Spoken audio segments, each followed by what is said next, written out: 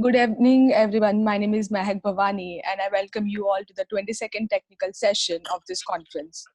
The speakers for this session are Professor Greta Gaard and Professor Serenella Iovino. Greta Gaard is Professor of English and Women, Gender and Sexuality Studies at the University of Wisconsin-River Falls in the United States. Her work explores intersections of anti-racist ecofeminisms, queer ecologies, and critical animal studies. The author or editor of 6 books of eco-criticism and feminist praxis, Gaard's most recent volume is Critical Ecofeminism, which was published in 2017. Serenella Iovino is Professor of Italian Studies and Environmental Humanities at the University of North Carolina at Chapel Hill in the United States. She has co-edited Material Eco-Criticism, which was published in 2014, Environmental Humanities, Voices from the Anthropocene in 2017, and Italy and the Environmental Humanities, Landscapes, Natures, Ecologies in 2018. Her last monograph, Eco-Criticism and Italy, Ecology, Resistance and Liberation, which was published in 2016, was awarded the Book Prize of the American Association for Italian Studies and the MLA Prize for Italian Studies. She is a co-founder and former president of the European Association for the Study of Literature, Culture, and Environment. The chairs for this session are Professor Barbara Schmidt-Haberkamp and Dr. Pavan Malreddy. Barbara Schmidt-Haberkamp is Professor of English at the University of Bonn, Germany. Her areas of specialization include 18th century British literature and culture and post-colonial studies. She served on the board of the German Society for 18th Century Studies and organized that society's annual conference in 2008 on the topic of Europe and Turkey in the 18th century. A selection of the conference papers was published with Bonn UP in 2011. She has also organized the annual GAPS conference in 2017. She is also adjunct professor in the School of Liberal Arts and Human Sciences, AURO University. Dr. Pavan Malreddy has studied and taught sociology, anthropology, development studies, and English literature in the Netherlands, Singapore, Canada, and Germany. He is currently based at the Goethe University, Frankfurt. His current research project focuses on the armed insurgencies in India, Burma, and Nigeria. His research interests include world Anglophone studies, 20th and 21st century literatures, empire fictions, discourses of terrorism, and the intersections of memory studies and post-colonial theory. Now, I would like to request the chairs to take the session forward. Barbara, as I understand, you will be chairing Greta's session. Yes, all right. Okay, go ahead. Thank you very much for this introduction and welcome everybody to this panel. And it's my great pleasure to announce our first speaker, Professor Greta Gaard, who is going to talk to us about interbeing of breath, air, embodiment. Thank you. We look forward to your talk. Thank you. So suppose tonight, while you slept, a miracle occurred. And when you awake tomorrow, what would be some of the things you would notice that would tell you that life had suddenly gotten better? This is a miracle question used in motivational interviewing, a solution-focused approach used in psychotherapy when the client simply cannot consider a livable future.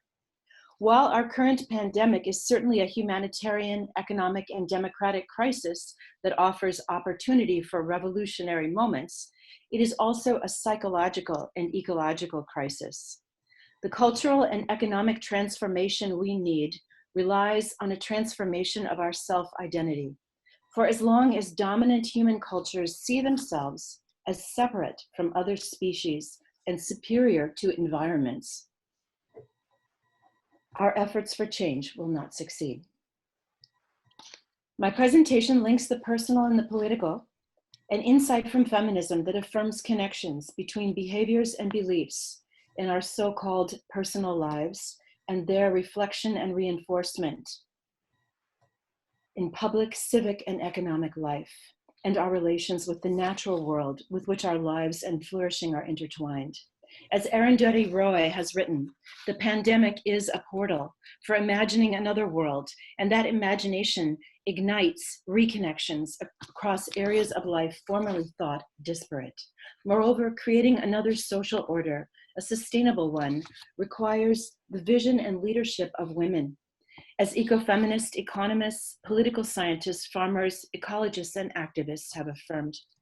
Long-standing ecofeminist critiques advanced by Vandana Shiva, Ariel Saleh, Maria Mies, Val Plumwood, and others have been augmented by eco-masculinity scholars in Sweden, Martin Hultman and Paul Poulet, who describe the ways that dominant so-called toxic masculinity harms people of all genders, including men, by enforcing deeply gendered and masculinized social, economic, cultural, and environmental structures of division and dominance.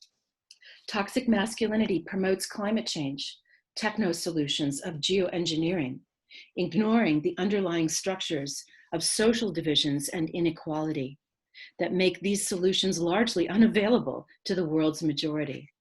It envisions justice as a distributive model, locating resources to individuals with rights, rather than seeing justice as emerging through the shape and quality of relationships, which shape participant identities and responsibilities. It promotes divisions between human races, classes, abilities, ages, genders, sexualities, and nations, as well as between species, by elevating, valuing, and empowering a single species, while devaluing, instrumentalizing, and appropriating the lives and labor from others. It creates food systems and economic systems that deny the needs and freedom of more than human species in a global transference of life from the majority of species to the dominant species, and from the majority of humans to the dominant humans. It divides us against ourselves. We learn to value or loathe ourselves based on our caste or class, our gender or sexuality, our possessions and abilities, our capacities for dominance and control, wealth and ability. In Om Dwivedy's excellent essay, Coronavirus and the Animal Within Us, he describes the unequal structures of capitalism and the palpable distinction between the self and other. COVID-19 may be a direct result of man's desire to walk away with deepened pockets. And here Dwivedy's reference to man clearly does not mean India's migrant laborers, force-walked hundreds of miles to homes that may not even exist. This man does not mean women garment workers buried in collapsed or burning buildings. Rather, it means a kind of toxic masculinity that is evident in cultures around the world, displaying, in Dwivedy's words, the human virus of greed. But this virus has an antidote, a vaccine cultivated by awareness of our interbeing with other animals, plants, soil, air, water, ecosystems. It is an interbeing on which our survival depends, and yet most dominant humans have learned to deny it. The problem with dominant humanity's treatment of the earth is the view that we humans are not ecological animals, that the earth provides what managers call ecosystem services, making dominant humans the master being served. The arrogance of this standpoint does not characterize most women's gender identity. It does not characterize indigenous identities of women, men, and transgendered persons. It does not characterize the concept of Ubuntu in humanist African philosophy, which affirms that a person is a person through other persons, or I am because we are. In Euro-Western and other dominant cultures, an interdependent self-identity is not prestigious. Rather, the independent self, the self-made man, is valued.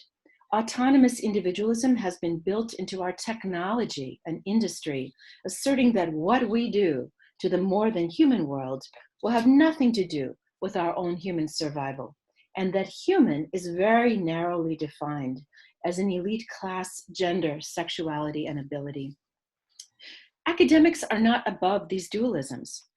Across cultures, we too are haunted by Cartesian rationalism and its divisions of mind over body, human over animal, culture over nature. Our very labor and production emphasizes scholarly theory over classroom teaching. Putting that theory into practice is less prestigious, and we leave that to others. Expressing theory is what generates fame and cultivates identity. It is the rare scholar who thinks and writes about the conceptual, political and economic structures of oppression, as well as acting in political and public ways, who changes their own behaviors of accumulation and consumption and travel. Even a famous animal studies philosopher devalues bees for their lack of individualism. The honeybee culture, he writes, is eusocial. Its identity is located not in the individual, but in the hive. And the roles develop to such a degree that individuals lose the biological capacities to perform the other roles, making interdependence a biological necessity for survival. As the saying goes, one bee is no bee at all. But we humans are also interdependent. Please, everyone listening, stop breathing for a while and let's test the theory. This separate, privileged human identity is an illusion, failing to describe the interbeing that the virus has made visible. We are connected by air, breath, and embodiment across species, nations, and classes, continents, and ethnicities. As Alice Walker has written, what other species are telling us is this: everything you do to us will happen to you. We are your teachers as you are ours. We are one lesson. The concept of no self from Buddhism offers a lens into this interbeing, exposing the ways that endless striving and accumulation reinforce the facade of a false selfhood and of capital alike. This ceaseless motion, work, accumulation, anxiety, and precarity is anti-ecological for human bodies and nature bodies. But each breath reminds us of our interbeing, and a vigilant awareness of our collectivity gives us a chance of collective survival. Literature is another pathway into this sense of interbeing. Consider Australian ecofeminist Freya Matthews, whose novel Ardea narrates a Faustian story of academic and political intrigue through the viewpoint of its professor hero, Ardea, and the anti-hero, Marcel. Like Goethe's Faust, Ardea's Marcel is a handsome and expensively educated university professor and philosopher. Now, initially, Marcel sees Ardea as a non-entity, but their frank conversations about happiness show him the limitations of his worldview. While Marcel counts evidence of his happiness in external possessions and acclaim: a stunning wife, a luxury apartment, a credit card, critics who like my books, students who like my classes, and a Porsche. Ardea describes her happiness as being full. I can sit on the porch and just gaze and gaze at the sky, at the clouds, at the birds that come to the bird baths in my garden. And when Marcel objects, I'm sure that can't be enough, Ardea elaborates, you're right.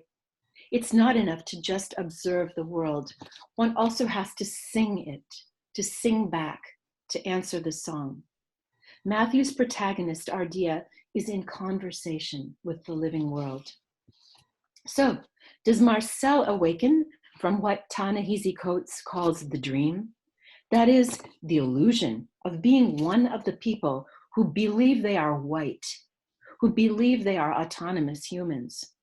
As Matthew's Ardea suggests, only by seeing this false individualism, these mind-matter dualisms, and the humanist disconnect that lies at the root of Western culture's great derangement, will we rediscover our kinship with other beings, says Amitav Ghosh. And this vision, at once new and ancient, will find expression in a transformed and renewed art and literature.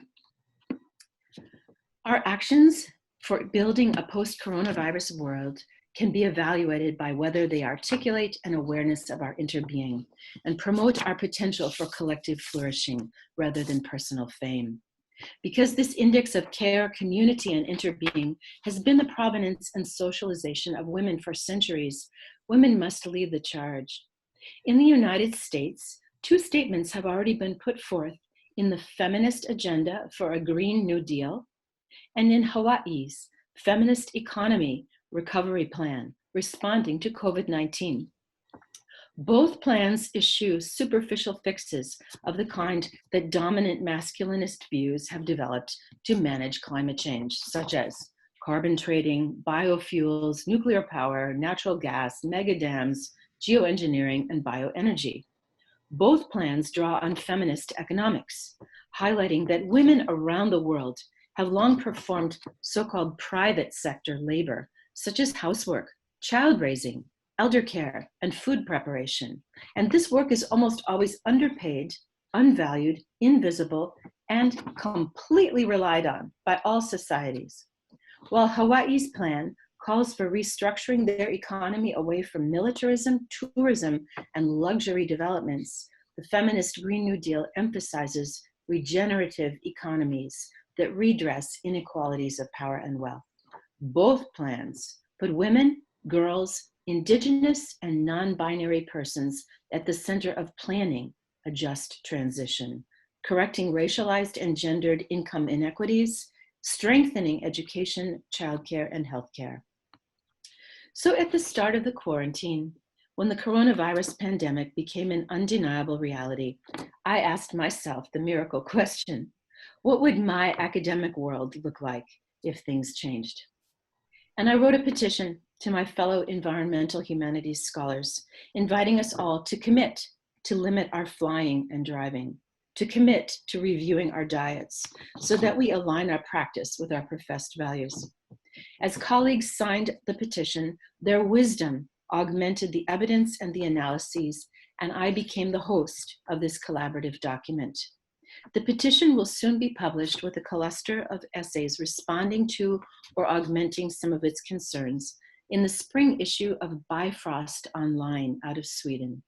And there will be a link provided there where more people, anyone watching, can also sign on. Like the World Scientists' Warning, this petition is a mindfulness practice.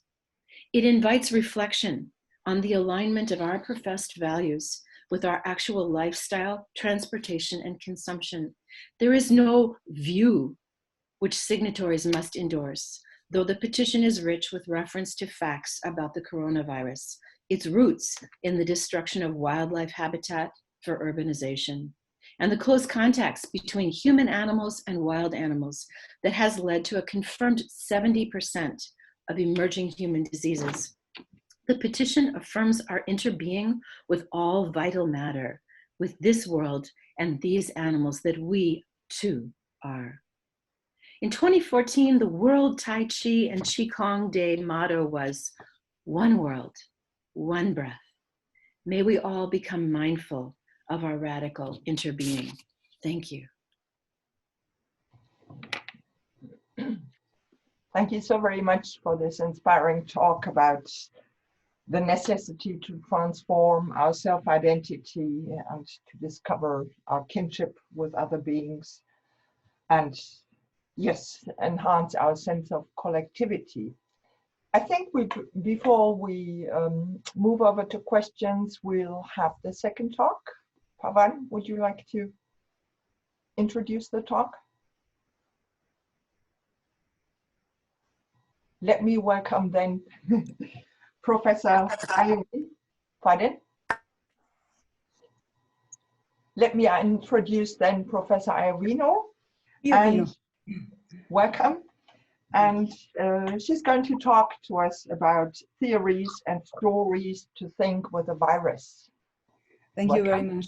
Thank you very much, Barbara. And thank you very much to everybody who are in this conference and to those that organized this conference, Om, Pramod, and of course, Scott Slovic, who was the one who put me in touch with this fantastic group. And I admire the ability, the technical ability of AURO University. So it's, for us, we have used a Zoom for a month or 1.5 months, and it has been a challenge. So I am really amazed by the way in such a short time our university people were able to put up this conference in such an efficient and flawless way. Let me also express my sympathy to the Indian people, especially to migrant workers and the Indian women that are really suffering a lot under this incredible pressure of the pandemic. So speaking of after Greta is always such a privilege, not only because, of course, so many thoughts are inspired And of course, it's always so enriching to hear what you say, Greta, but Greta is also able to provide the perfect foundation for every talk. So after Greta, I can only say that I agree with what Greta said, that this is also my thought, and now I can move to what I was going to say. So this was the premise of my talk. I might say, thank you so much. That was fantastic. So, of course, thinking with the virus, thinking in a post-corona world, that's a big challenge, because the coronavirus actually provides a threshold. There will be a post and there will be a pre-coronavirus world.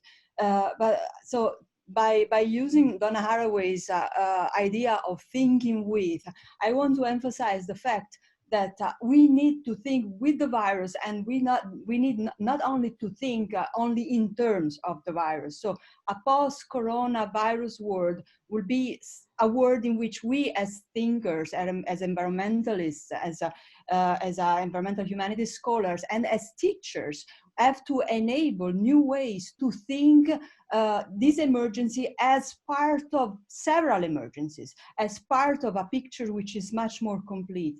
So much more complex. So let me start with the quote that inspired the title of my talk. This comes, of course, from Donna Haraway, as you might have understood. So, and Donna Haraway writes, "We need stories and theories that are just big enough to gather up the complexities and keep the edges open for surprising new and old connections." So we need stories and theories. And I have a story and a theory, of course. But so the COVID-19 has actually revealed many of the complexities that Donna Haraway was mentioning, and connections. It has revealed all at once issues of social justice and biopolitics, biodiversity and violence, scientific research and global economy, the blind spots of multiculturalism and globalization, the relationships between civil rights and technology, and many, many others, complexities and connections. This is, as a matter of fact, an apocalypse. And let's not forget that apocalypse means exactly this, revelation. Yet, this apocalyptic power of the coronavirus involves a risk, the risk of turning the coronavirus into an absolute. In other words, focusing exclusively on the virus, people and governments might end up neglecting other key issues. First of all, climate change. This is a risk that we cannot afford. The coronavirus, in fact, is not the ultimate catastrophe, but one chapter in a bigger narrative of interconnected phenomena. It's crucial to find a way to see the current emergency while also minding the future calamities that are incubating in our present. And most of all, we have to keep the edges open for a change. If we need theories and stories that are big enough to gather the complexity and keep the edges open for connection, I will invite you to think with one theory and one story. Why theories are important? Theories are important because they are seen instruments. The etymology of the word comes from the Greek, thea, spectacle, and orao, I see. The word theater, for example, has the same root. The higher you stand, the more you see. Theories, in a way, allow you to fly over things and to comprehend with the eyes of the mind. So good theories are like wings for our mind. A theory that is big enough for this pandemic is the theory. I have found this theory, but you can find many theories, of course. It's an example, the theory of hyperobjects, which is an ontological hypothesis elaborated a few years ago by the British philosopher Timothy Morton. I'm sure many of you are aware of this theory. So I am inviting you to think the pandemic as one of these hyperobjects. What are hyperobjects? So unlike the objects of rationalist ontology that we usually picture as existing in a precise space and time, for example, the tree outside my window now, Hyperobjects are, quote, things that are massively distributed in time and space relative to humans, end of quote. Take, for example, the solar system, the biosphere, the sum total of all the planet's nuclear materials. To tell exactly where and when they are located is as problematic as to define what we mean by they. Massively distributed does not necessarily mean gigantic. Even a polystyrene cup, according to Morton, is a hyperobject. This cup might be on our table, or perhaps on somebody else's table, because we don't use polystyrene cups. No. Anyway, this polystyrene cup might be on our table now, yet it is also massively distributed in the future and across the planet in the shape of the myriads of microplastics transiting through our dumping sites, oceans, and bodies. Polystyrene cups aside, the most iconic hyperobject is global warming. Melting glaciers, rising seas, atmospheric currents, extreme weather events, droughts, fires, ocean acidification, they are not single phenomena, but rather an object that is massively distributed in time and in space. In time, because they stretch from the Industrial Revolution to the next centuries, and in space, because these climatic events infiltrate every corner of the Earth.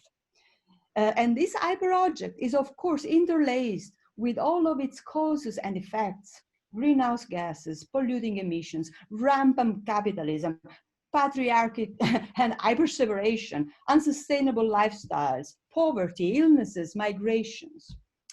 Now, seen in this light, COVID-19 is an hyperobject too, this pandemic.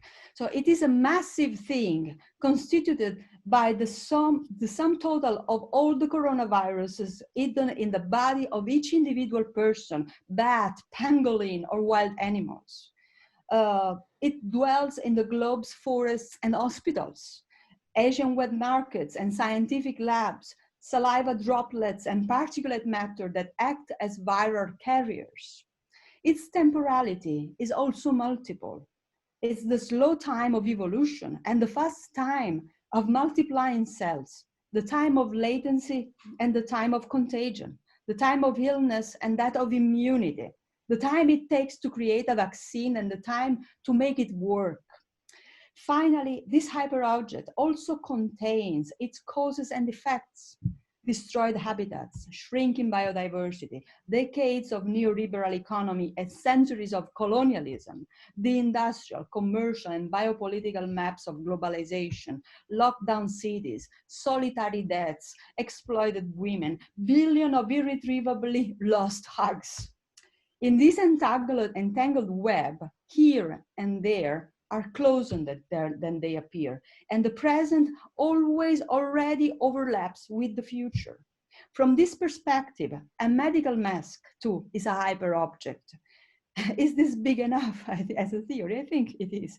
And let me add something different. So one of the features of hyperobjects is that they are viscous. They are attached to one another and are not easy to separate.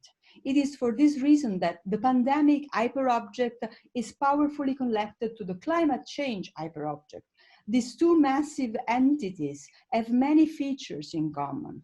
For example, their relationship to the impact of human activities on ecosystems and the planetary cycles, their proximity to political discourses, and their material effects on people and on human life.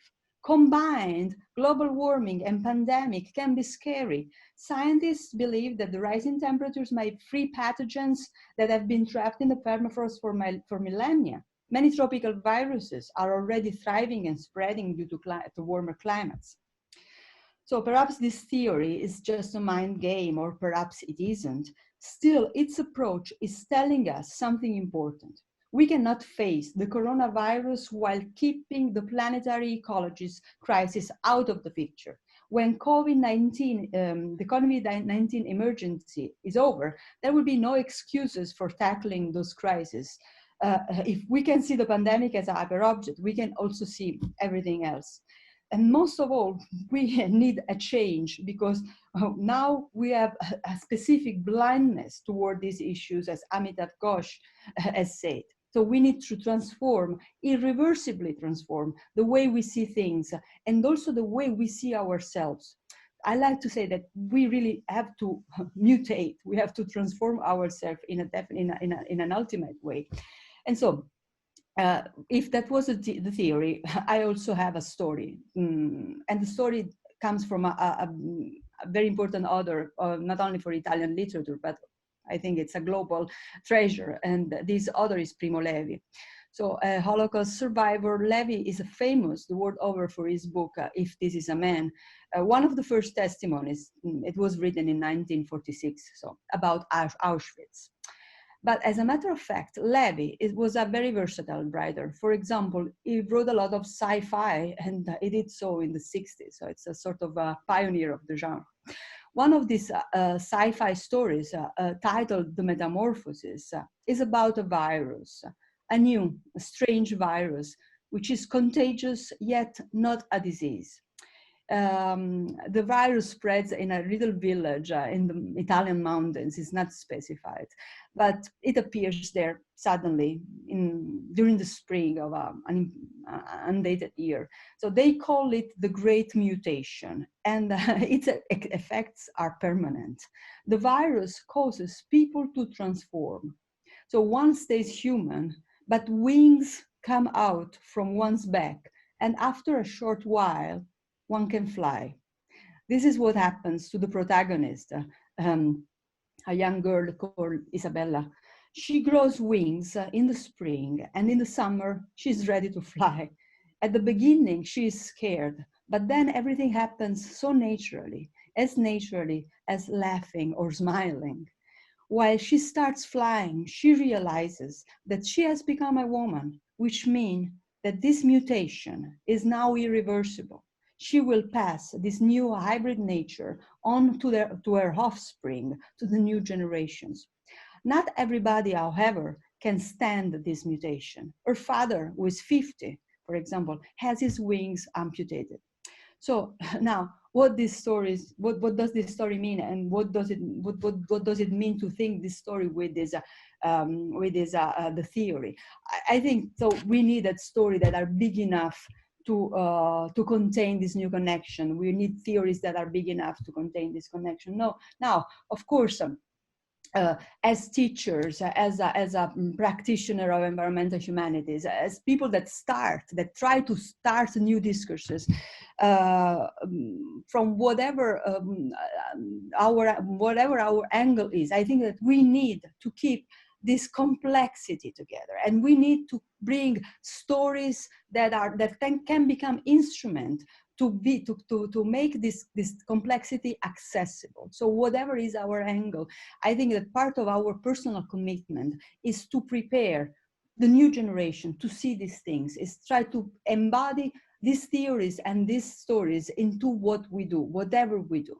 So I hope that we can simply take this opportunity for a big mutation. And I think that there is no other choice, because the alternative is just to extinguish, just like Isabella's father that has his wing amputated. We need to spread our wings and to use them to develop theories that are big enough to let us see more things. Thank you very much.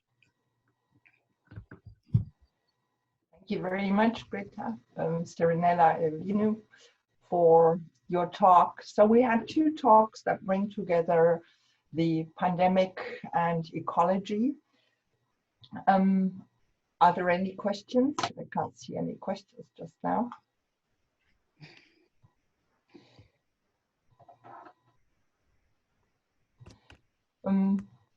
Maybe I ask a question where people fear that the pandemic will soon be forgotten after a vaccine has been discovered and will go back to normal. Whereas climate change, of course, is a crisis on a much larger scale, which, yes, requires a yes, well, international efforts on a much larger scale. So I wonder whether the two can really be compared. And I also wonder whether in the talk by Greta Gaard, you didn't open up a gulf between theory and activism, which in a way in the second talk was closed up again with the stories and theories. Would you like to go into this, our speakers? So, Barbara, did you say there's a split between theory and practice? I got lost in the technology questions. I'm sorry. Yes, sorry. Yes, I thought you opened up a split between activism and theory. There's no such split in my life, and there's no such split in my theory. So I'm sorry that it showed up that way. What I pointed out is that our profession encourages theory, but does not do as much to encourage the unity of praxis, what feminist theory calls praxis, the unity of theory and practice. So once you've theorized, it's enough. And then you hand it off to other people, like your students, perhaps. And so that's not feminism. Feminism emerges from women's lives, and then the theory grows from the grassroots. So it's very much an embodied theory. Yeah. Yes, thank you. There's another question here in the questions thingy. A question for Professor Iovino. What kind of stories do you think will derive during or after the pandemic? Well, first, my name is Iovino with E. I'm not American, so not Iovino. Sorry. I think that we need, I mean, stories, of course, as Scott has taught us many times, can provide us with a surrogate experience of the world. So, and I think that Primo Levi is such a good example, also because by reading his story of the concentration camp, we can really, of course, we are not in the concentration camp, but still we can see what was it like living in a world in which humans were treated as things, not even, so they were dehumanized completely. Now, of course, stories can also give us, can open horizons for transformation. So the fact that someone can tell us the story of a concentration camp is also something that make us live this experience and give us the power to envision, perhaps,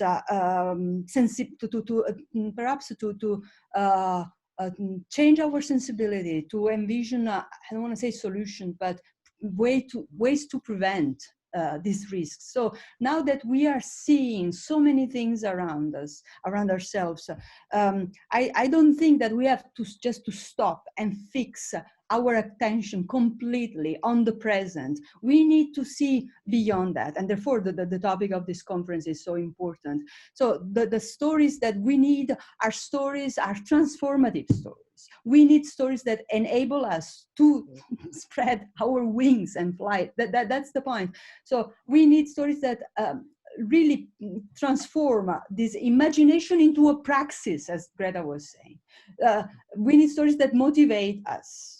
And that these stories can come from classic literature. They can come from Goethe. They can come from Homer. They can come from all the I mean the poems and classical writers, women writers. Of course, we can pick our stories and try to work with them, enable them to come into our imagination. And of course, just to finish the discourse about practice and theory and the way we teachers embody these theories. Of course, I am very worried about, in this very moment, about my students, because they feel lost. So I think that this is a very precious moment for us who teach in universities or schools to see how our power to connect ideas and people can enable these people, these young people, to also to overcome the feeling of angst, anxiety that they have. I think this is very important, and this is also a very important form of activism at this point. I think there was a I think question. Pavan is waiting. Professor Pavan seems to be waiting there. No, he's on the panel and he's. Can you hear me? Yeah, you are audible, Pavan. Yeah, sorry, it was not my question. There is a question by Purushottama Ilmoria. He asks, why aren't academics coming down their ivory towers and engage students and mobilize people? I mean, he is quoting big names like the theorists you yourself quoted, like Donna Haraway. I wonder if you have any response to that. Is the question directed to me or to Serenella? I think it was directed to you. Yeah. Okay. Yeah. Well, you know, you don't see all the things that are going on until people write about it. So you don't really know what goes on in small colleges or, you know, in different nations. We don't know until it becomes a national global movement. 350.org is a well-known example of a movement that started with 5 or 6 students and 1 professor in Vermont and grew. So there are lots of movements like that anytime professors take our students places. When I was teaching in Washington State, I took my students to the WTO protests, and my film students filmed the activism for the Independent Media Project. I had students who were in the streets. I was in the streets. I backed off when I saw the police in riot gear. That was a real moment, but it was transformative. Those protests were transformative. So, I mean, that's the kind of big thing that we can do. On a small level, what we can do is service learning. Many faculty in the US who are environmental educators, environmental justice educators, build in service learning so that our students go out into the community, and the practice of contributing to and learning from grassroots communities is part of our class. And we go with them and see the placements and see what they are doing, and then it becomes part of their scholarship. So I don't, you know, take other people's measure on this, but I do look at the many people who are living what they believe. I think that's a fair enough answer. Yeah. May I add something, which of course, takes what Greta said as a premise. I agree with everything she said. I also think that we shouldn't undermine. I've seen some observations in the Q&A and some questions. So I don't think we should undermine the power of theory, and because the power of theory is the power of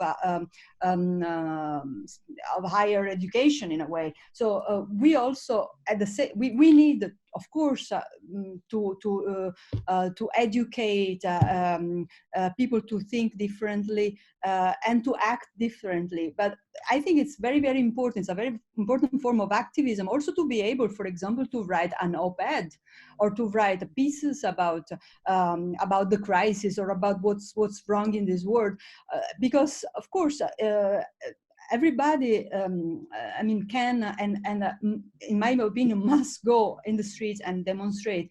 But at the same time, we also need to be able to articulate these ideas in a way which is strong and which is actually which enables us also to take criticisms and to respond to this criticism in a convincing way. So therefore, the praxis, this idea that Greta was mentioning, is so important. So I think that theory and practice have to be put together, especially if we teach at universities.